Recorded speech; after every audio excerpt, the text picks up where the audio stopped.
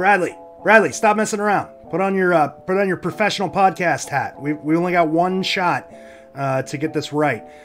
I have no idea what I'm doing. Shit. I wonder what this button does.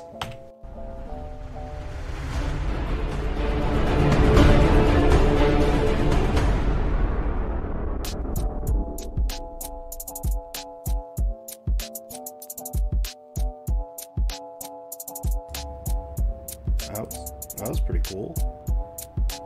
Got any more buttons?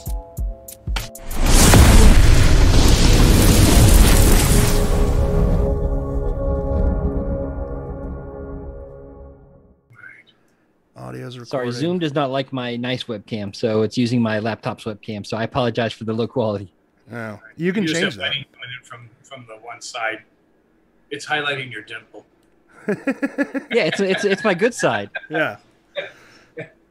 Okay, hold on. All right. Let me get my height already here.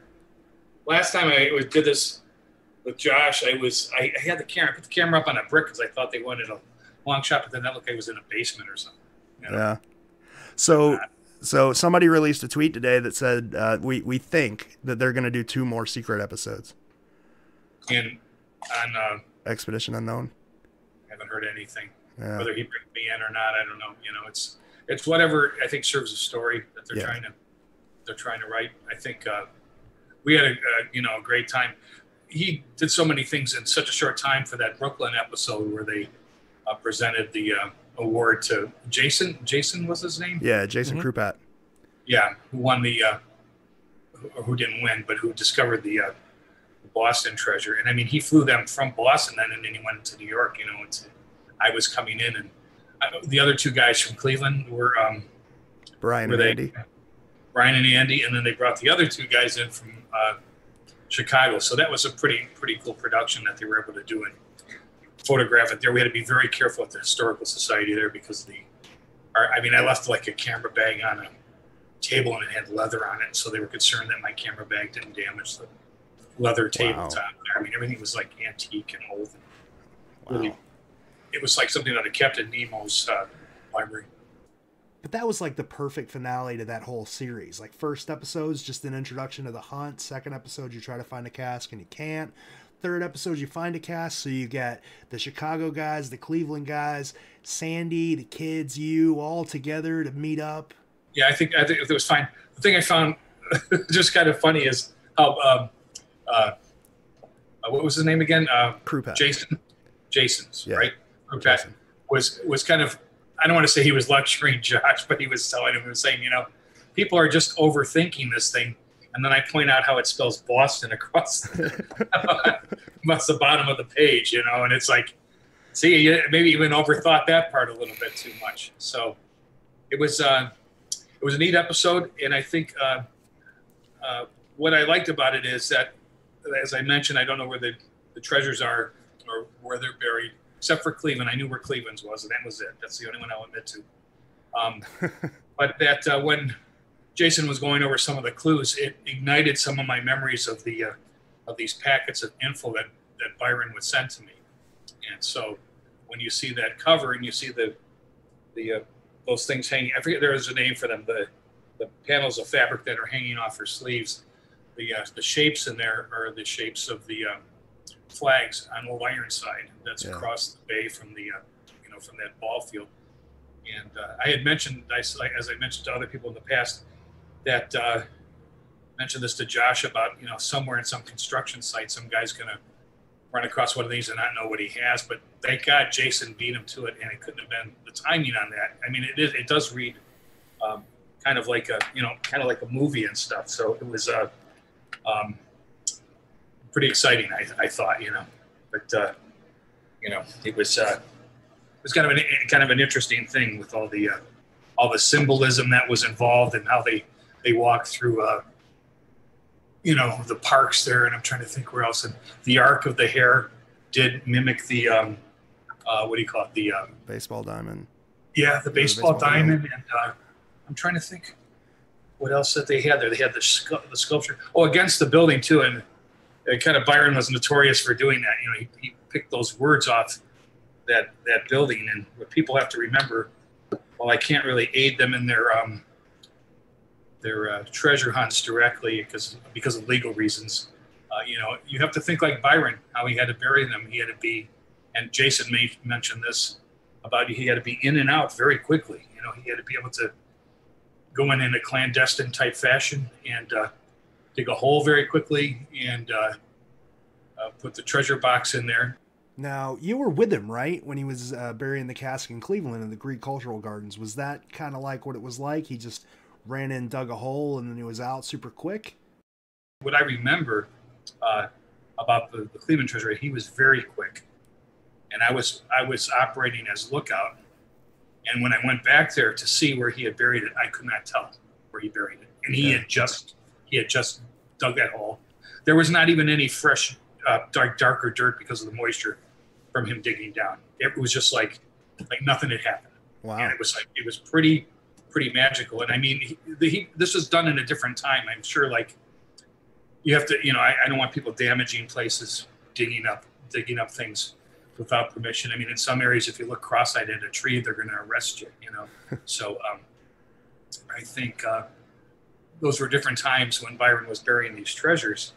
And when you think about it, things were much more lax there, even though there was an environmental movement and there weren't as many as, protect our parks kind of ordinances and rules and laws. We could hitchhike around the country back then, and you could kind of camp out along a river and nobody would really kind of say anything, and like that's a good point though. It was a much different time back then. Everything was a lot safer. People didn't really pay as much attention in the parks. Now, like, what searchers are running into is, say you live in New York and you want to solve the puzzle in San Francisco. Yeah, you fly over there, but how do you get tools? Like, how do you take a 6-foot shovel through TSA? Like, how did Byron do that? A lot of times he flew to some places and he had this little shovel with him. And sometimes it was a larger shovel. Sometimes it was a little military shovel. I'm sure the Boy Scouts know that type of shovel. So yeah, Sandy told a story about that. Like after their first date, he pulled out this little foldable shovel and went out and buried a cask. It's funny too because I remember when he first started seeing her, I didn't realize that I was hanging out with Byron about the same time that he met Sandy. And so I would stay at his apartment there. And sometimes I had use of his apartment when he was away, which was great because it was almost like having my own apartment in New York. I used to pretend it was mine. But he would call if we were there together.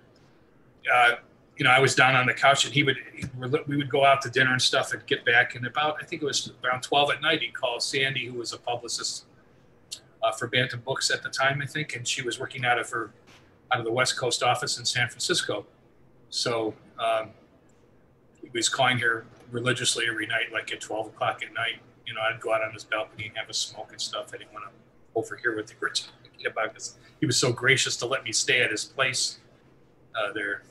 But those were the good old times. It was New York was interesting. It was it was taxi driver New York with all the steam coming up. The steam still comes up out of the pipes there, but there was a certain danger and rawness to New York City at that time. It was very colorful. You always see something interesting happening on the streets there. So every once in a while, when I post something, I want to thank you guys too, George, Ward, and my son Kit for being the surrogates for my Facebook page that I can see what everybody else sees, but they post my things and sometimes relay messages and things. I hope I haven't got you. You're very welcome. So, John, one of the biggest questions that searchers have right now, everybody sort of wants a copy of this book. They want a copy of the first edition book because the pictures are vivid. It's really valuable. It's kind of rare. But I found 2 more of them at my house, by the way. And the Japanese edition. I found my Japanese edition finally. Well, you can sell them if you want to influx of cash because they're kind of expensive. I'm holding on to. I don't have much left, from these times. I'm still trying to find the preliminary drawings. Anyway, so go ahead. Your question was. So what the thing that people can get their hands on, anybody can go to Barnes & Noble and buy one of these like $15 reprint copies of the books from iBooks. But the biggest question that everybody has is, can you use those? Like, can you see everything in the images that you need to see to solve the puzzle? I would always say high res is better. higher resolution is better.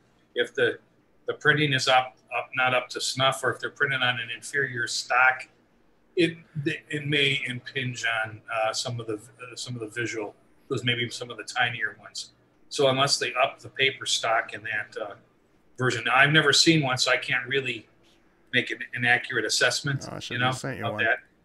Oh no, that's okay. That's okay. Don't want to give that man any money, huh? I feel the same way. I get enough things in by some of the people who still don't believe I don't know where the treasures are. They somehow are still don't believe me, so they send me their solutions. I just got a FedEx the other week, and say this poor guy has like spent money on a FedEx delivery, and I'm like, dude, I don't know where they are. You know, you're better off contacting John Colby, and I think it's Brick Tower Press over there in the Hamptons. So anyway, I think all I can say in a general statement, the higher resolution, the better.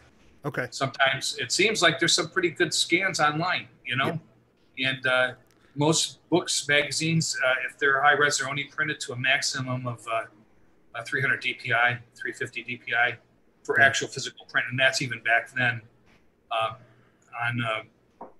on the stock that we use, and we did use a coated stock on the inside of the book. The cover too was a little discouraging because that cover is so big that I painted all these details in there. And when they put it even on the cover, which is one of the larger reproductions of the book, is the cover, some things really shrunk down. All the little reflections and the iris of the eyes has disappeared, and the tear ducts and things like that aren't shown. That's why when Josh sees the thing, he said they're so much sharper and different in real life, is because I would always kind of go beyond what the printing was then and even now. And I also worked larger. Usually you try to work towards what size reproduction it's going to ultimately end up being. But I have this view of, like, I sell to collectors that collect my work, and some of my paintings are good enough to, not that I'd put them over a fireplace mantle, but they're fireplace mantle worthy as far as size, or God forbid if they match their couch or something like that, the back of their couch. But so yeah, some of them have more detail than even we were able to capture in them, but the crucial things were there. Okay. So I think, like I said, I can't comment on the new version. It seems like people on Amazon are complaining about it from some of the comments that I hear from some of the buyers, the purchasers of that book. And that's one of their main complaints, that some of the mechanical production pages are kind of offset within the book, and that the reproductions aren't quite up to snuff, that they need to be a little bit better. So, but that's what I've heard. I can't even see. They're literally, the easiest way to explain them to you is they seem like they're scanned on a regular scanner and then printed out on a laser printer. Like they're dark and muddy. Yeah, it's very dark. Yeah. And I don't know if they're taking them down to local Kinko's or not. So another thing that irritates new searchers is we often refer to these paintings by city. So if we're talking about painting number 1, we refer to it as the San Francisco painting. And that irritates people because some people think that's in like Peoria or wherever. Yeah. Are we able to name any of them? I know we've got Castle Hat, we've got Medieval Scarecrow, but are there names for any of the others? No, I never really titled them, and I always thought that's up to the people seeking the treasure. I mean, whatever what am I trying to say? Not outline. Whatever legend you're trying to use for your own treasure solve is up to you. I noticed a lot of them, like you said, are being identified by city, but I've gotten some things of people that have sent me or they've mailed them to me. The common knowledge of what city that may be, sometimes it's a different city.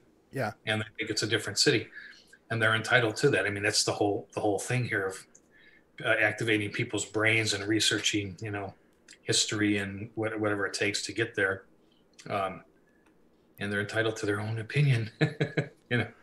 So I guess the next question, I guess the biggest question is, are the cities that are commonly accepted correct? We've tried to work this out for a while. We know that that Byron confirmed New York had a cask. He confirmed Houston had a cask. Sean Kelly confirmed Montreal had a cask. Sandy confirmed it on a video that's on YouTube. She confirmed San Francisco, and you confirmed Milwaukee. The only cities that are left are Charleston, Roanoke, New Orleans, and St. Augustine. Mm-hmm. Yeah. Are any of those correct? I don't know. Okay.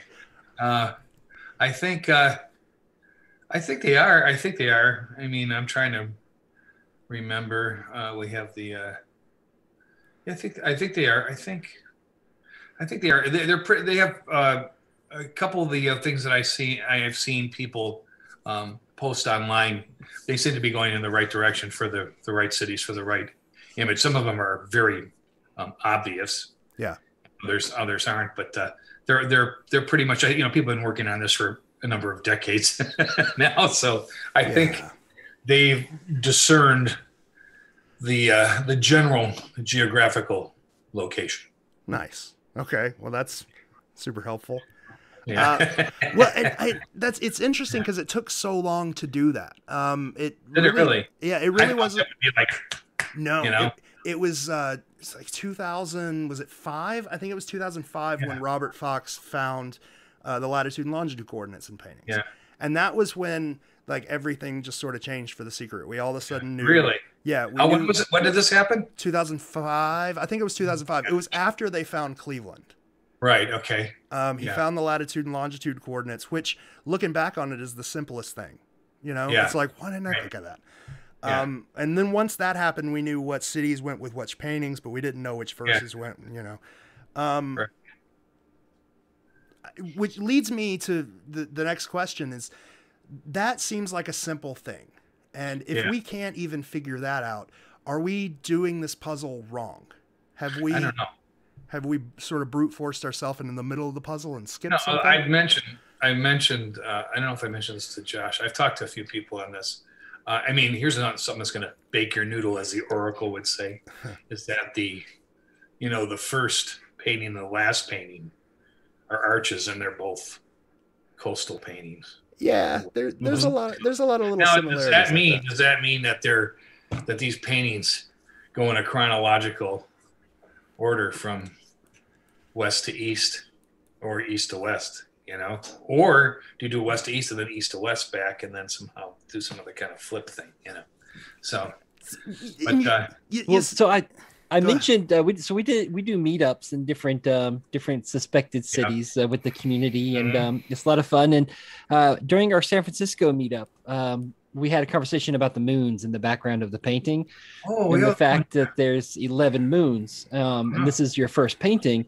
And my interpretation of that, which is probably way off base, it's just my interpretation of the art, was that these 11 moons are the other 11 worlds that you're going to go to throughout your journey in The Secret. I remember. I know. Are they different phases? That's another thing. I was trying to think. Yeah. Okay.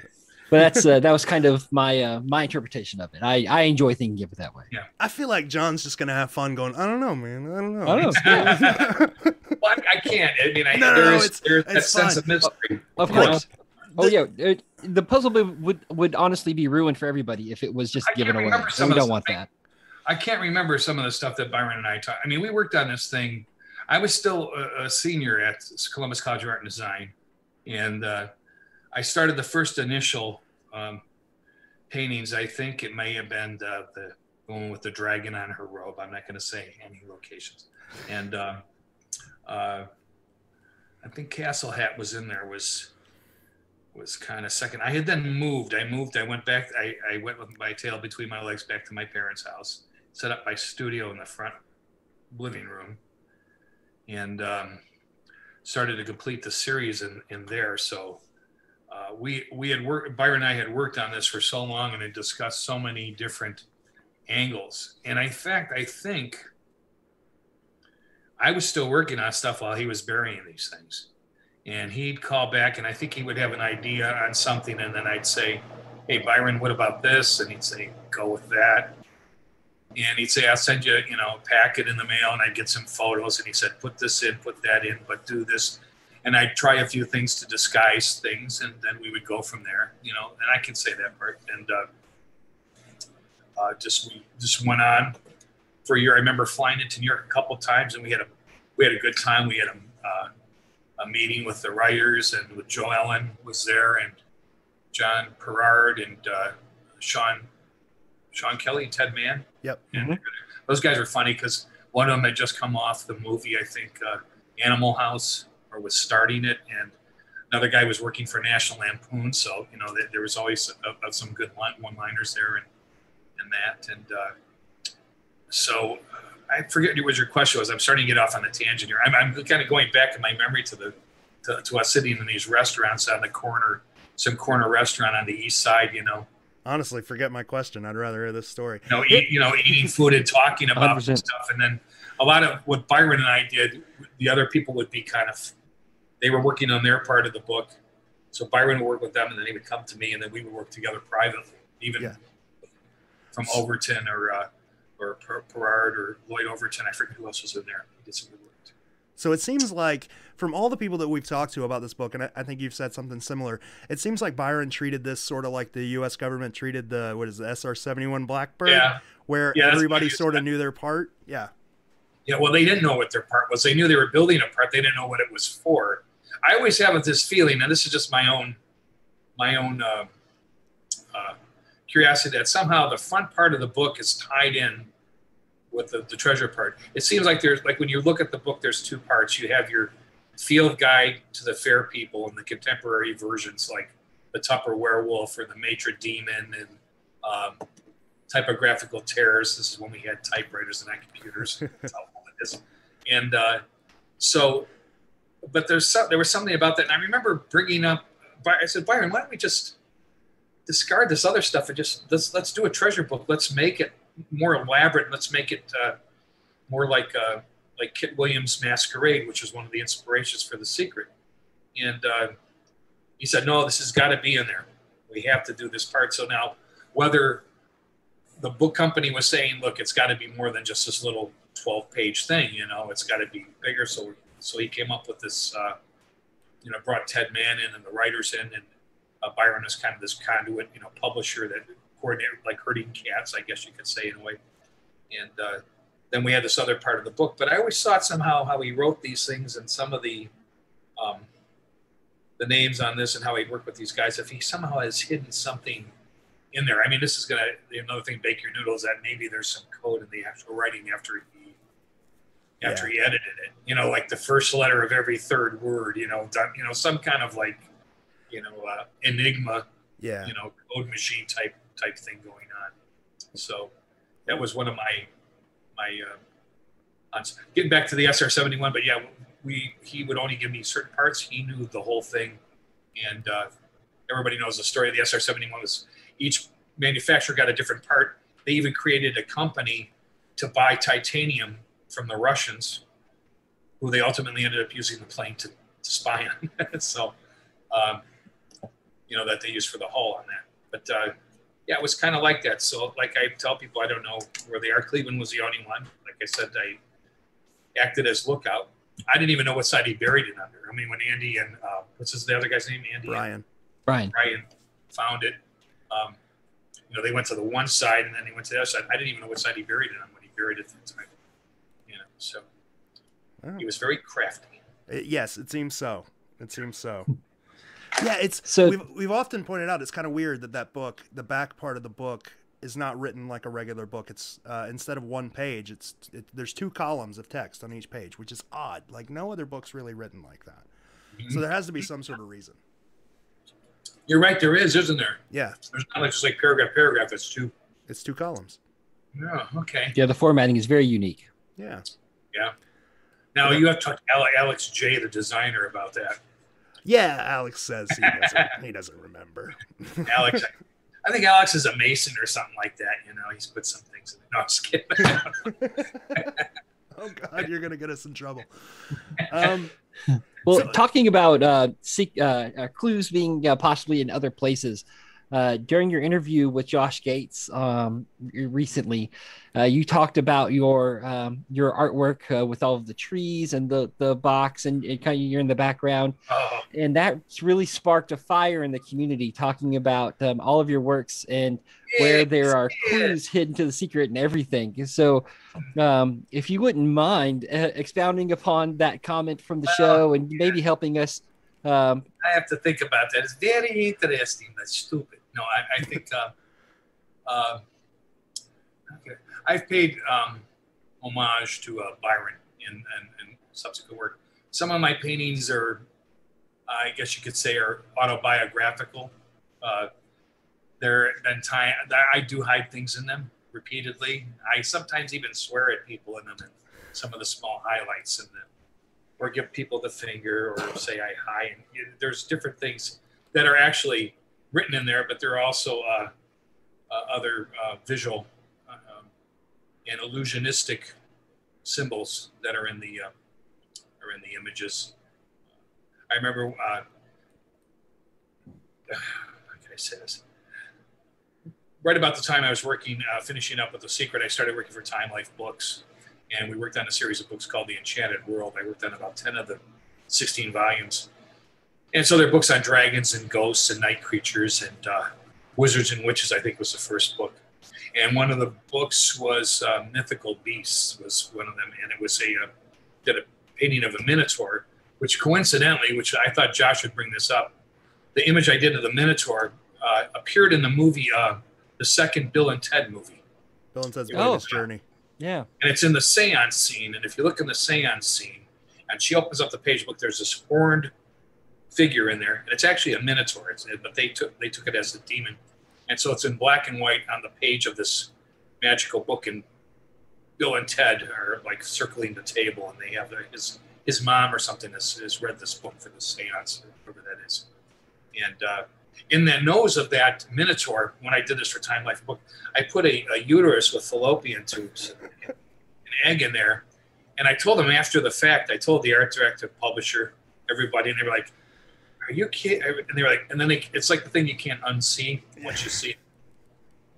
So subsequently, I started hiding things, and then I did a Book of Dragons, and on the back of the anatomy of the dragon, on the back, I put a lady part.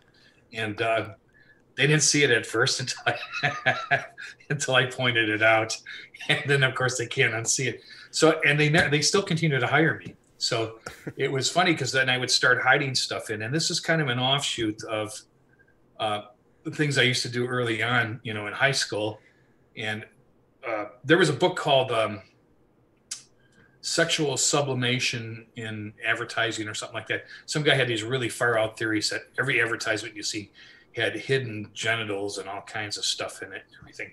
And so I read that in high school. I was like, I think he's stretching it in this one, but you'd look in the bubbles of a pint of beer or something, and there would be some weird symbols or something in there. And sometimes the guy really stretched it, but with that, and I've always liked symbolic paintings. The paintings of Hieronymus Bosch and Bruegel, and a few other Da Vinci, or not Da Vinci, but Salvador Dali was another very early influence in his way of doing illusionistic things. So, for example, like the hallucinogenic Toreador, where you can see a man's face in the Venus de Milo's body, and so all these things kind of combined. And I think when Byron and I first met, I had won the top student award at the Society of Illustrators student competition in New York, got a scholarship to Paris, France, and to study at the Illustrators Workshop there. But Byron had seen my work, and I think that put him on to some of the symbolic thing for The Secret, because he saw that I had some kind of symbols and things in there and things hidden, and he picked up on it. He's a pretty smart guy. He can really kind of zone in on something. And I actually signed my first job with him, a contract there. I met with him in New York before I flew on to Paris, France that year. And so I was off on running with him. But yeah, so getting back to your symbolic thing, yes, there's many symbols hidden in my stuff, and some of them may relate to The Secret. Some of them may not. Some of them are personal autobiographical. You can, in fact, if you even look at the long, they're called when they panel the art on the H.P. Lovecraft pieces. There's plenty of things that are in there. Some of them are personal. Some of them are to do with the stories. A lot of those that was in the anthology of H.P. Lovecraft's work. So if you look at those covers, some of those are symbols from the stories, but some of them are some of my things. The Muse and Reverie cover for Charles DeLint, that's directly kind of related to the secret a little bit, I could say. The little box there and the little figure there, kind of going off. And I'm trying to think if there's any shovel in there. I don't think there's a shovel in that one. So, but I have to still keep the mystery going. I think, Einstein said the most beautiful thing we can experience is the mysterious. And I think it's true. There's something that tickles your brain, or you see something that, that you can't quite see just yet, but it gets your curiosity up, and the pursuit of the solution is sometimes an extremely beautiful thing to do and to experience. So I really appreciate you expounding upon that. You mentioned a little bit earlier that somebody sent you a FedEx box and that you receive all sorts of things in the mail. FedEx letter, that kind of thing. Yeah. Yeah. So why don't we touch on maybe crazy people or people that are overly enthusiastic contacting you and sending you things? And I don't know. I wouldn't call them crazy. I think some of them are maybe frustrated. I don't know.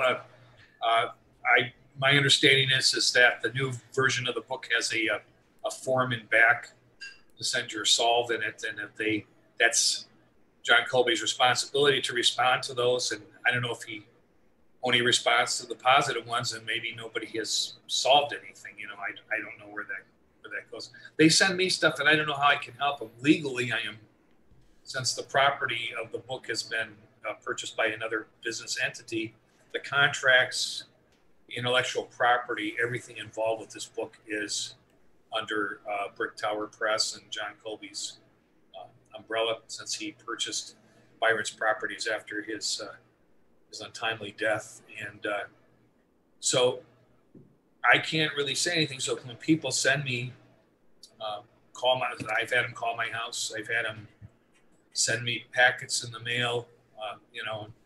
You can find out where anybody lives nowadays, I guess, on the net. I don't know how to respond to them. At first, I could respectfully call them and stuff, and some of them don't believe me. They think I'm lying. I think too, because I'm kind of dangling things in front of people's faces as far as some of the clues and the symbol stuff and everything. But that keeps it interesting, I think. And I think you always have to keep hope alive. And I think, but some of these people have to realize that I can't help them both legally, and I just don't know where the treasures are. I mean, I've said that repeatedly. I can remember, like, when I talk about Jason Krupat and the Boston treasure that was solved. When he started mentioning some of those things, I remember, I can go back to a few fragments of conversations I had with Byron, or a packet that he sent me. I remember now the photo of like old Ironside and stuff. And I remember telling him, Byron, I can't put this boat in. If I put it in, if people are going to know right away what we're talking about, So I said, how about this? So I put in the sigils. How do you say that? Sigils? Sigils, yeah. Yeah, and that were the little pinafores or whatever the tiny flags are, and still make it look like some type of Celtic design. And work it in with the spelling of Boston also. There was a number of things where clues and things are blended that I had completely forgotten about, and it was very, like I said, it was very fluid. He was off doing his thing. We were talking, I was singing, I was sending him work. He was burying treasures. There was a lot of stuff going on. And on top of it, it was, 40 plus years ago. I challenge anybody to remember all these little kind of intimate details of how you've done something, from more than 40 years ago. I can remember big things about certain things, but like I said, I remember the one time I was burning clues in my kitchen in Columbus before I moved home, and I remember almost getting sick to my stomach because I had so much smoke in the apartment and in my kitchen because I had a steel bucket there. I was burning these things in, and I actually got like nauseous. And thank God nobody called the police or the fire department, because there was a lot of smoke coming out of my kitchen window, and we didn't have fire. This is before smoke detectors, so that was one episode where and with those clues being burned, my memories went out with a lot of those too. So I like to tell people this: you and I, we don't talk often, but we talk a decent amount. I live in St. Augustine. There's a cask in St. Augustine, and that cask is not on my mantle. If you won't give me a clue, I don't know that you're going to give random other people a clue. So, like, I don't know. Yeah. I can't do that. I mean, I think... Well, it would ruin the puzzle. I mean, like, what's the point of a puzzle? Even Josh asked me, and I was jerking around with Josh, and then he sent me that beautiful shot of he and his sound man it is. I don't know if you saw that on the thing. Yeah. I have the uncensored shot, but I came up with some clues for him, and I just, I did a rhyme, and he was like going with it. And I'm like, oh shit, I better stop this because I'm gonna. And sure enough, I got that picture back with his sound man Mike and Brian, his the camera guy, and they're a great group of people though. I mean, when they were here at the studio, they're just very professional. We had a good time.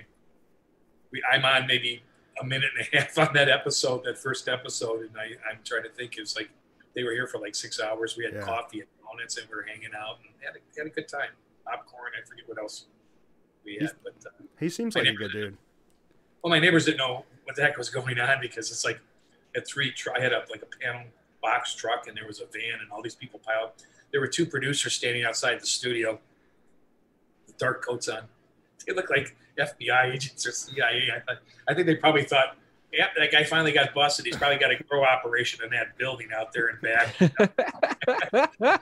Because they were just legalized. In fact, I just got contacted. I have to respond to them. I got contacted by a medical grow operation here in Ohio. They want me to come up, maybe work, collaborate with them on some kind of corporate identity thing and stuff. And it's probably from seeing the work of The Secret, because they did a review of this book at the Toronto Star when it first came out up in Toronto, and the guy likened my work to head shop art. So I can see that. It's a fair assessment, It would need to be in crushed velvet and blacklight responsive. Yeah, right. Yeah. If you could put one of these paintings on crushed velvet, that'd be great. That's the prints you should sell. With the blacklight, blacklight colors. Do you have a favorite of these paintings? I know you've said that they're your earlier work and they're not your favorite paintings that you've ever done, overall. But out of the 12, do you have a favorite? Favorite. Yeah. Gosh, I do like the Castle hat painting.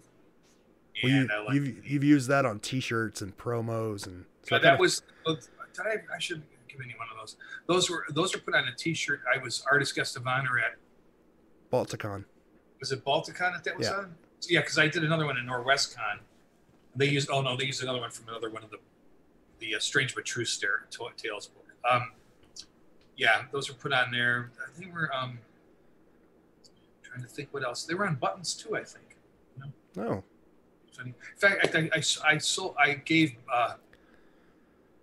I was a little sad, but I gave a secret button to Josh Gates after we did our thing in Boston. I wanted to have a little special remembrance of it, and it was a button that Byron gave me. But I realized Byron gave me 2, so I just found another one. Yes. Oh, nice. And I have one, and Josh Gates has one, and he had handed these out when I think the book was done. But while we were working on it too, we had a top secret stamp that said The Secret. So every time I did something, whether it was a drawing or at the back of the painting, they stamped it with this rubber stamp that said The Secret. So everything had a stamp on it, and it was kind of a cool thing. I think I got off the track here again, guys. No, it's okay. It's okay. Were you saying that you still have that stamp? Yeah. I can't.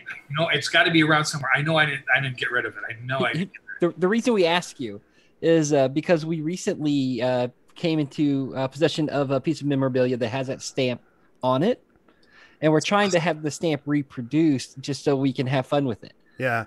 As a piece of memory for it. But we had one made, but it's a little different. It came out horribly wrong.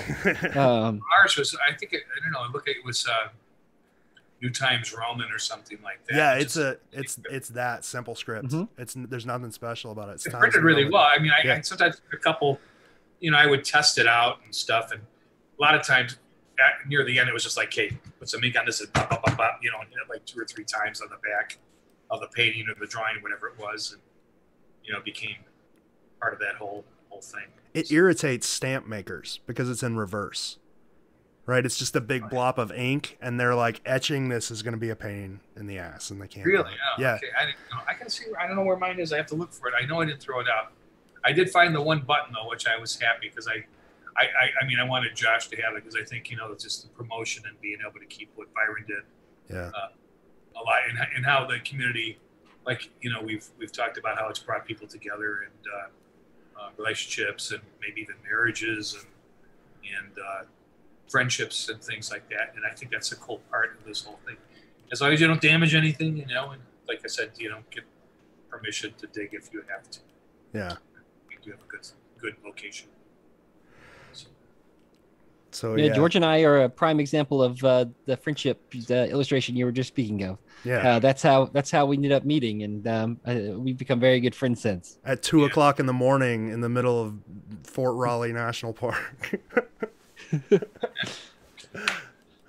And then me and Rachel, we've decided that we can't wait for a cask anymore. I don't know if I told you that, Bradley. We're gonna get married sometime next year, the end of next year. Oh wow, that's exciting. Yeah, I can't do it. And I was talking to John about something too. Like, if I find a cask, everybody's just gonna say I cheated. So it's like I can't really even dig anymore. So now been tainted. Yeah. You're tainted. Yes. So next year we're gonna get married. We're gonna make John come though. You're gonna have to fly down. You're gonna have to come to Florida. I'll wait till this pandemic thing is going. It's been. Oh yeah. Depends when it is too, because I hopefully have I'm supposed to be teaching at a university on the East Coast here. In the fall, I'm going to be a visiting artist there. So. Well, speaking of that, your number one fan, Linda Spalding, whom I know you know that name. Yeah, I've heard that name before. She asked if you have any you have any traveling shows, or you're gonna have your paintings traveling around anytime in the near future. Right now I have to, like I said, I may have a solo show here in 2022 on the East Coast, but I'm going to hold off on that just to make sure everything goes right here, because things are so tentative with the universities and teaching and how they're setting things up. It looks like things are going to get close back to normal by the time fall rolls around. Yeah, if everybody gets their vaccines, and we'll still be walking around like a bunch of outlaws with masks on and stuff, but I think they'll be more relaxed until they get down to a certain case count. I think in Ohio here, they want to lift all restrictions once we get down to so many cases per 100,000 people. If we get below a certain amount, then they probably think they got it on the run. But now they're talking about the new variants, but who's to say? People say things all the time, and even though a lot of people have passed away because of this, we're still behind where they said we would be. Yeah. You've often told me that Byron's goal in writing this was that he wanted to write it in a way that a handicapped person in a library could solve the book and could find the treasures.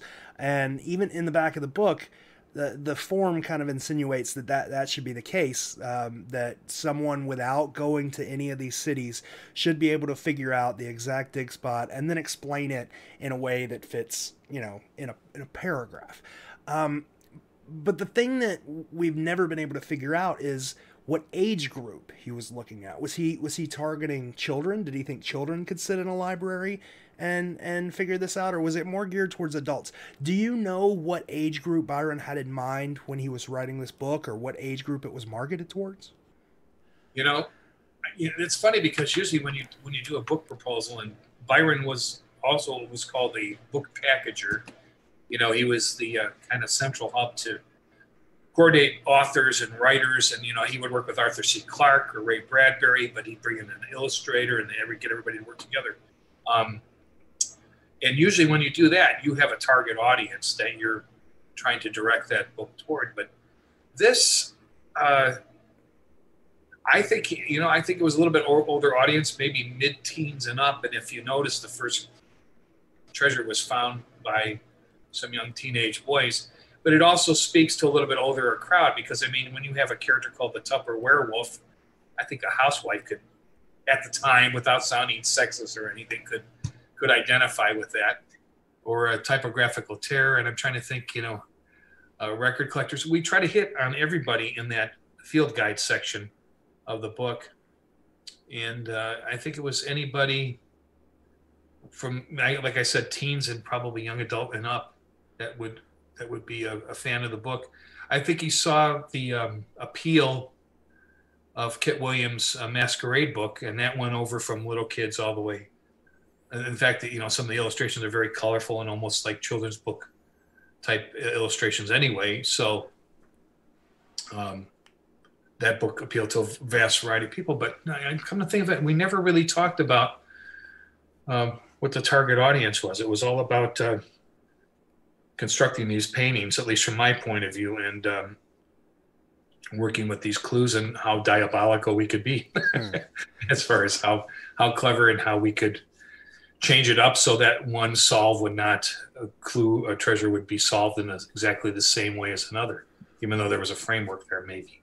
Would the seasoned artist, the now John Palencar, if you had to do this again, what would you have done differently if the seasoned artist did it rather than the young John Palencar? I would have spent more time on some of the covers and put more in there. I think I would have we would have needed a little bit more time too, I think, to really make them even deeper, both the verses and the clues. Now by that I mean, maybe more resolution on the clues that would take a person step by step, and maybe by the solving of one clue would lead on to another clue. And that's kind of what has happened in an indirect way. I mean, Andy and what's his name again? Brian. Andy and Brian's in. I know they're not.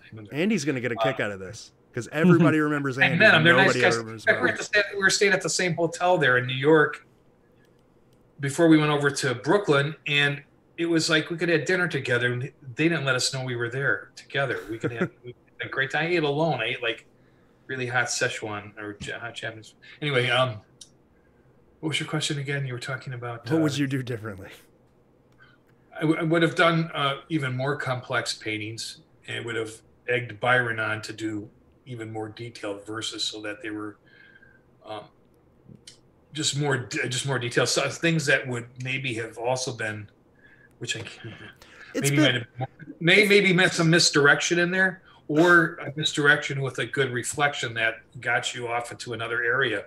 And like I said, that did happen with Andy and Brian. You had it took the internet to solve that, actually, believe it or not. Mm-hmm. And I don't know if people know the story behind that, but by them typing in the words for the one verse, it pointed them to the general area, and then things started to fall into place. And so even then, after all those years, and they were how many years after that it took the internet and a vast amount of knowledge to kind of pin that down, what those words actually meant. So, and I didn't even know that. See, Byron was looking around. I didn't even see him looking at that stuff when he was writing it down. It was like he had that little book of his, like the Indiana Jones book with the little rubber band strap around it, and little notes in there and little diagrams and stuff. And I hate the fact that it's been 40 years. These are unsolved. And your response to that question was, I would make them harder. Yeah. Maybe by making them harder, you make them easier one way. It's like, who knows where Byron's book is? I don't know. What is this? Yeah. So Bradley, you're diabolical, youngster. You're Bradley, diabolical. We're going to be breaking into John's house soon. It is not Byron's book. It is not Byron. Okay. So the inside joke that George was touching on earlier was you might say that Andy is more charismatic than Brian, so everybody remembers Andy's name and not so much Brian's. but Brian was the one that was really into the puzzle, and Andy was just kind of tagging along as a good friend. Andy, what was it? Not Summers. What was Andy's last name? Abrams. Abrams. Okay, yeah. But I remember Zim because of Invader Zim or Zim. Yes, nice. The cartoon. That's why I remember Brian. I love that John Palencar just referenced my favorite comic artist, Johann Vasquez. I love. Yeah. He did this thing called Johnny the Homicidal Maniac before Invader Zim. It was hilarious. I didn't know that. I'm looking at some questions here too. There were a couple of questions about, like, you touched on becoming human because of the there was a guy who was talking about the human geometries and such, because he does chainsaw carving. And some people know how I do that, because I work from imagination, from life, and from my own photo reference. I work from anything that I can get that I have control of from the start. So if I have a model come over, I can do drawings from life, and then I can take photos and work from both and have the model come back over. Now it's a little bit different though with the COVID stuff. But Bradley, John can read the Facebook page. Yeah, that's what. No, I'm right now. I copied and pasted these in there from last time. Oh. These are hidden clues and other paintings. Yeah, she called it Night Watch. Yeah, that was the one I showed. That was Muse and Reverie by Charles DeLint. There are many things hidden in these paintings, so just whether they apply to the secret or not is up to your interpretation. Kit told a really nice story about that painting. He said it was odd because it was such a beautiful painting, but he didn't think it had ever been shown, or maybe it was only shown once or twice. He said it just hung at the top of your staircase. No, actually, it was shown at the Society of Illustrators in New York, and it actually won an award called the Hamilton King Award, which is they say it's for the best illustration done by a member of the Society of Illustrators for that year. Yeah. So a nice big medal and a big lucite block and stuff. And it's presented at the. They only give out one a year, and I'm in with a really good group of illustrators, and it's presented at the President's Dinner, where they have the Hall of Fame inductees. You have people like Norman Rockwell in there, and N.C. Wyeth, and Maxwell Parrish, J.C. Leindecke. I can go through a whole list of Harvey Dunn and Parker and Mark English. Bob Peake, Bertie Fuchs. A lot of these people were some of the people I actually studied with in Paris, France. But it was a very kind of a special thing. So it hangs off. It's only been, I think it was in the Canton Museum of Art show, I think, that you guys went to. No. I don't remember seeing that there. Oh, okay. No, that one, then it was at this site. It's been shown at a couple of conventions, I think. I don't think it's been at any art school. So I've done some exhibitions at some art schools and universities too. So. He just figured it was very personal. He said you paint a lot of things and then you hang them up and they're personal and no one ever sees them. Yeah, that's right now until, I get like a venue to show them. And then I do the Canton thing, and they picked what they wanted to show at that. And they bought one of them for their permanent collection there. And what'd they buy? They bought. They got for their acquisition. They got it was one of the 3 covers for I'm trying to think. Cherry Priest was the author. There were it was about ghosts of the Old South, actually. Mm-hmm. It was called Not Flesh Nor Feathers, and it was I'm trying to think. So that one's got some symbols in it too. Is it on display there now? They bring it out every once in a while. They brought it out. Every once in a while they do what they show works from their permanent collection. So they bring it out there. It was brought out in the last one, and it was at the show. It was one of 3 covers at the show at Canton when you guys were there. They bring it out occasionally. Hopefully they hang it right next to their Andrew Wyeth and Jamie Wyeth at the museum by the Andy Warhol, the Andes.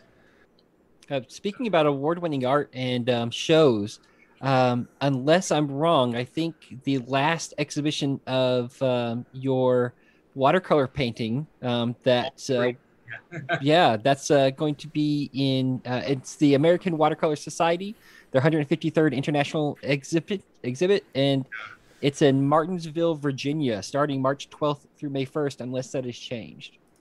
Yeah, I think that I heard different things. They're still advertising the show that it's during. I heard that some of the other venues canceled, but then I heard that because of the pandemic. But it seems like it's moving through. I felt very honored and privileged, especially too winning the gold medal in that show and being it's the first time I ever entered the American Watercolor Society, and they're a heck of a organization. They've been around for, as you mentioned, 153 years. This show has been going on, and they've shown work by I think Andrew Wyeth and Winslow Homer, John Singer Sargent, and it's a very respectable. Some of the new, maybe modern crowd would think it's kind of old hat and nothing but full of a bunch of Sunday painters. But I can assure you, it's not. There's some very accomplished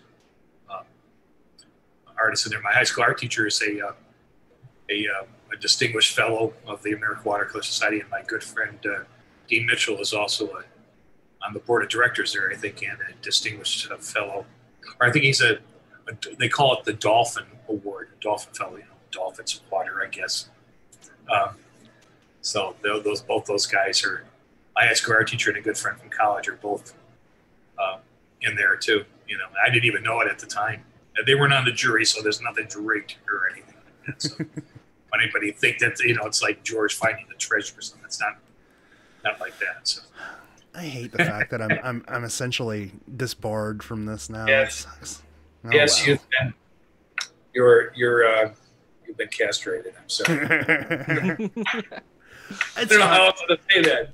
Your treasure gonads are floating off in the air, buddy. Your probe has been removed. Drats. That's all right. Oh, really? I mean, because that's what it'd be. Because somebody would see that and say, "Oh, he talks to Palencar. Palencar, get him on the clues." I got one dig left. I started it a little while back, and I didn't get it complete, and I'm gonna finish that because I have documents that I've been doing it for 2 years. Hopefully, we find something. It's my last shot. Well, you have to get somebody else to get up there. Yeah. Well, I got a team. All right. Well, do we have any questions? I have 2 more that I would like to touch on. But, edit all this stuff out about the soundtrack stuff. Oh no, I'm leaving it all in. Leaving every bit of it. That's all. Because we spent too much time on it. My questions are kind of intertwined. So for those of us that are big fans of your work, John, the only opportunities we really have right now to buy your work and have it in our home is either going out and finding the book that you did the work for and buying the book, or in one case, we found that you did artwork for a video game. Oh, jeez. And so we go out and buy the video game. I can't believe on that. Oh my gosh. I don't even have a copy of that. I don't think I have a high res JPEG of it from the art director there. I think Vin Diesel owns that painting too, I think. Nice. So my questions were going to be just as far as video game goes is, have you done artwork for any other video game? No, there's so many good people out there doing it. A lot of them are doing it digitally, and it translates all really well to the covers. A few of my friends been doing some, but I haven't done many. I think the last one I did was that Riddick thing, but then before that, there was I did like a mahjong game, and it was done for Electronic Arts, and that whole thing is kind of weird. How I know a number of art directors that are involved in that business. One of them actually bought a painting when I was a guest visiting artist at the Laguna College of Art and Design, and he works for was it Red Star Games or something like that, or so. I think I just found your mahjong game. I'm about to say it should be difficult for us to locate that. It's got like it looks like it's got like a dragon and a bird. Yeah. Oh God. How wow. do you find stuff? I have to buy a mahjong game now. Same here. I just bought Dragon World, the old Commodore game. John Perard did the art for that. So. It's funny. I saw the guy working on it. It's very crude. And Byron was really, there's another thing with Byron. He was always reading. If we went to the Friars Club, which he was a member of, and we would go there and go up to the Buddy Howe Health Club on the 5th floor. And women are only allowed up to the 3rd floor or 2nd floor or something. Because there are a bunch of naked old guys walking around on the 5th floor, getting, doing a steam or getting rubbed down, or they're working out in the weight room. Sven dry you. I don't know how I got on this. Byron was always reading. How did I get the fuck? Sorry. How the hell did I get No, it's okay. It's again. It's fine. God, I'm like Yeah, dry you story. What now? Oh, Perard. Oh, on Dragon World. Yeah. How did I get from Dragon World up to the Buddy How Health Club? Well, you just want to talk about Sven, and it's fine. Yeah, I dry you now. Oh, God. No, I don't want to tell the Sven story. He was a very nice. He was a very nice guy, though. Very, very respectful. Very thorough. Nice. Very thorough. Yeah. Yeah. No, but Sven always made sure you had your fruit juice in the sauna. Yeah. I give you juice. I tried to get Perard to talk about that, to talk about making the digital art back in the 80s, and he wouldn't. That's what I was saying. When I went to Byron, we would go there, but when before we would go to the Friars, I don't know how I got there. I go to his office, and a lot of times I would check in because sometimes I'm seeing other publishers while I'm in New York, and I'm staying in this place. We're working together, but then I'm off other places. Sometimes I go into the museum or whatever, and so we would. But I dropped by his office to check in, and he had this guy in a back room. He was a young guy, and he was writing code. And I remember I said, look, this is how much I got so far. And it'd be like a kind of really pixelated dragon flying around with like a really pixelated bolt of lightning coming down or something like that. And I'm like, oh, wow, that's really neat, you know. It's a great game. We were still in the age of Pong. It wasn't even Full Metal Gear or Metal Jacket or anything like that. It was like pre this, you know. Yeah. Byron was, that's what I want to say, because he was always reading at the Friars Club. He was always ahead of the curve. And when he was doing these games, he was ahead of the curve on that. A lot of people weren't doing it. He did Fahrenheit 451, I think, with Ray Bradbury. And he did the Dragon World, his own book. He did Treasure Island. And this guy designed these games in a little back office working on a Mac computer, you know, an early Mac, you know. And we recoded all of those games, and you can play them on our website, for God's sake. Yep. Oh, they're so much fun. Every single one of them.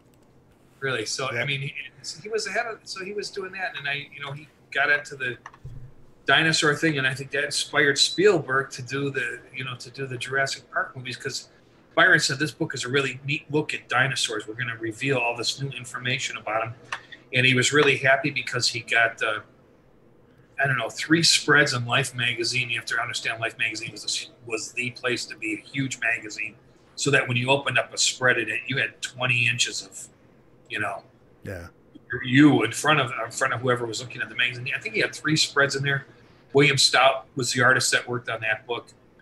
Byron was on the morning show with, Gene Shalit, who used to be a film critic at the time on NBC or ABC, I can't remember. So he was getting a lot of press with this book. So he was always, and then, Spielberg years later does this Jurassic Park thing. And he was always ahead of the curve. So you got on this, you're talking about the video games, and, he was always reading, and that's when he would do a lot of his reading on the bike at getting back to the Friars Club on the Buddy How Health Club on the 5th floor. So, I guess final question. Then we'll let John go get work. Go work. You organize my studio. Well, you said you don't have a copy of this. Would you like me to send you a copy?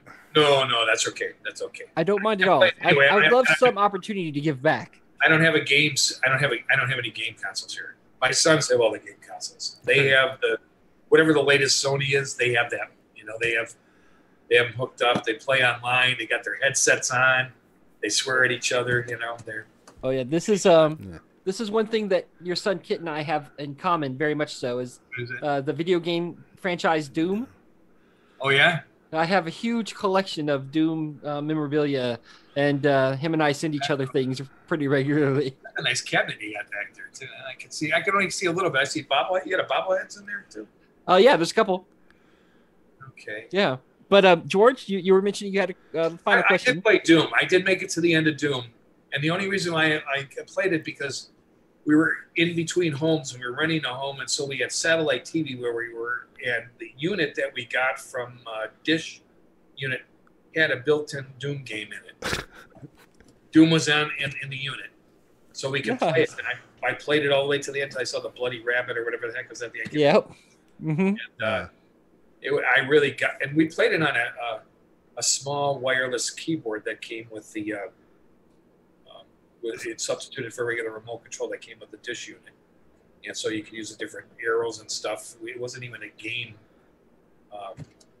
whatever you call it, controller. That's awesome. Wow. So it was, and then I get too obsessive about stuff. It's like I am with my art. I can keep on working, or on my music, I can be down there for 7 or 8 hours, and my wife's like, "Are you coming up yet?" It's like, "No, I'm working down here," And so if I'm in the studio, I'm the same way, and I will be the same with. I played Dr. Mario. I don't know how many levels I got in that, or the Tetris. They forget it, It's like I get the OCD clicked on there, and I get blinders on, and I will conquer something until I can, or I will work on something until I can master it and conquer it. So, but yeah, that's why I don't get anyone near any of that. Fair enough. Video game stuff. I think it's a real distraction with the young people today, and I think they should quit it. I think they should get I don't qualify as young anymore, so I'm okay with that. Yeah, I'm good. Well, you're always, yeah, but I'm not into that. I would obsess too much about it. I'm into the music thing. I'm kind of a technology whore. I really like that stuff, and when it deals with music, and it's funny because in my art I'm all traditional, and in my music I'm all digital. And so it's kind of, that's where I am more with the technology. In art, I still think we can painting, right?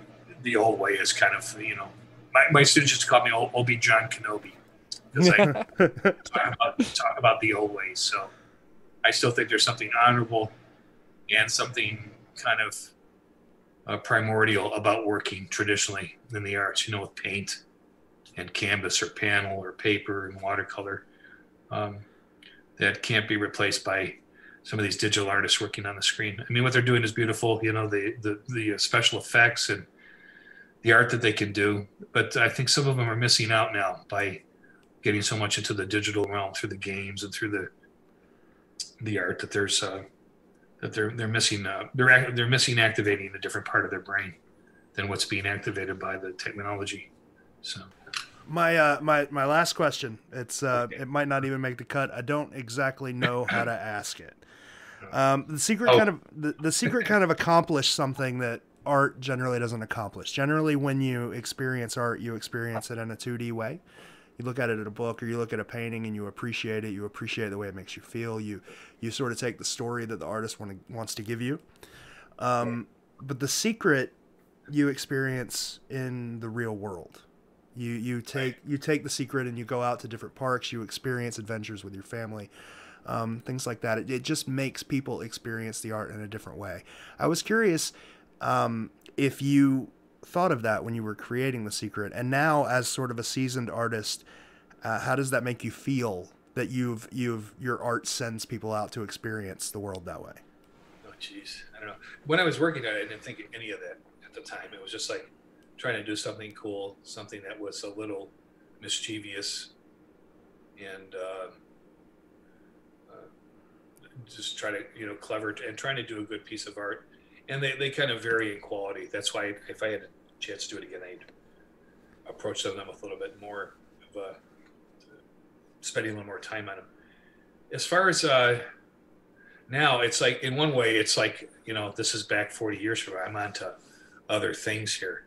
So I feel in one way this is kind of pulling me back, but I can appreciate what it's done for some people. Where it's maybe frustrated some people. It's created friendships like with you guys, and I think that's a good part. People have learned a little bit about history. Jason Krupat lost 40 pounds. I got to get on his program because I'm kind of middle-aged and kind of sat too long at the easel, I guess you could say. And so, it is neat to know that people have learned a little bit, have gotten friendships, and it astounds me that here I am talking about one of the earliest projects I ever worked on that has garnered this much attention. When I think about it, I worked for American Greetings at age 19, and I worked there, and they bought some of even my high school work for their corporate collection. And then, I freelanced for the studio there in art school. You know, I did stuff for Procter and Gamble and NCR and Huffy Bikes and things like that, and a number of other major commercial, the very kind of commercial, the ugly underbelly of commercial art, I like to call it. And then my first really kind of more artistic stuff that I got through New York, Byron was the first person to ever contact me out of New York. And we worked on the Distant Stars project. And then The Secret was the second project we worked on. And then I had already started doing stuff out of New York. So it's in one way amazing to me that something I did that long ago has kind of come back to haunt me, I guess. But it's also gratifying to see people engaged in the pursuit of treasures or using their brains and trying to figure this stuff out.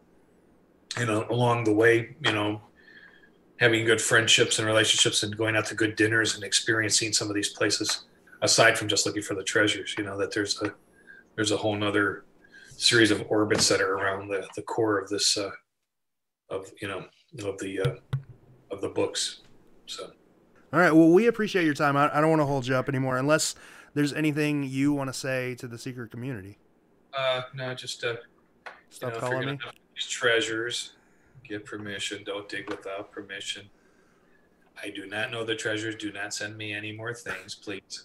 Just, you know, and hunt safely. Have a good time. Don't be evil. Be good. Be kind. Be excellent to each other, man. Oh, look at that! You got the St. Augustine one. I mean, you have the. Yeah. He does, yeah. So there is one thing, Bradley. This is going to be fun. There's one thing we like to do to our podcast guests.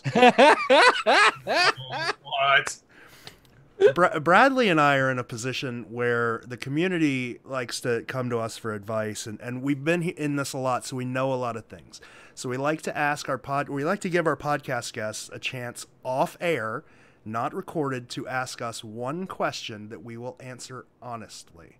So do you have any question about The Secret that you would like to ask us? Me? Yeah. It's hilarious because it's you. I don't know. What? Who is... Why haven't you guys found one yet? We're morons. I'm not smart enough. Stupid. It's as simple as that. I couldn't see a home plate that was in front of my eyes for years. That's why. I've lived in St. Augustine my entire life, and I don't even know where to start this puzzle. I forgot that. I even forgot about. See, I forgot that, the sleeve thing. And I remember, I think Byron saying, "Do that." I'm like, "Where?" He goes, "That'll work." I said, "You think here?" And he goes, "That works." So the home plate on the sleeve, and I see it's like one of those. It was very fluid, back and forth and stuff like that, you know. So, but if Byron and I were doing it this time, we would definitely use the internet. Yeah, the internet would be part of it. In fact, he would probably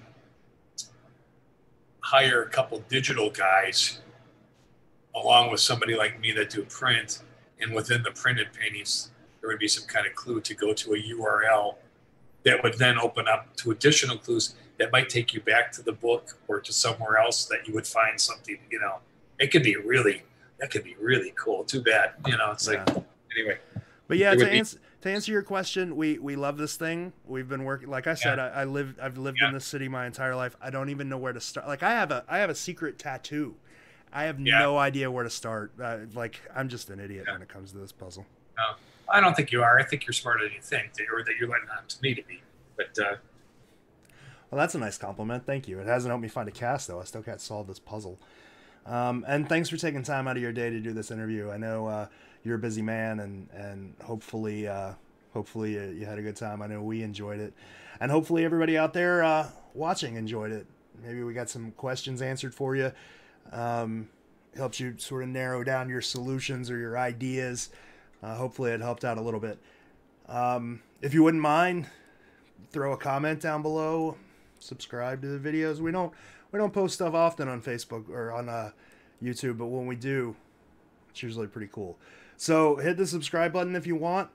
Check out the rest of our videos. Whatever you'd like to do. Bradley, hit a button. Play us out.